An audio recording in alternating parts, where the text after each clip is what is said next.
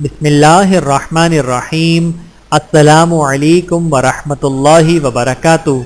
ہر کسی سے خوبی کا برتاؤ۔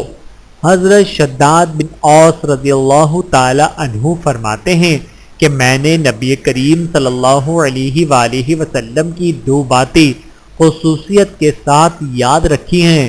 آپ صلی اللہ علیہ وآلہ وسلم نے ارشاد فرمایا، نمبر 1، بے شک اللہ تعالیٰ نے ہر چیز کے ساتھ خوبی کا برتاؤ کرنا ضروری قرار دیا ہے، لہذا جب کسی کو کسی جائز وجہ یعنی قصاص وغیرہ کی وجہ سے قتل کرو تو خوبی کے ساتھ قتل کرو۔ نمبر 2، اور جب جانور کو ذبح کرو تو خوبی کے ساتھ ذبح کرو، اور خوبی کی ایک صورت یہ ہے کہ ذبح کرنے والا چھری کو تیز کر لے اور اس طریقے سے جانور کو آرام پہنچائے۔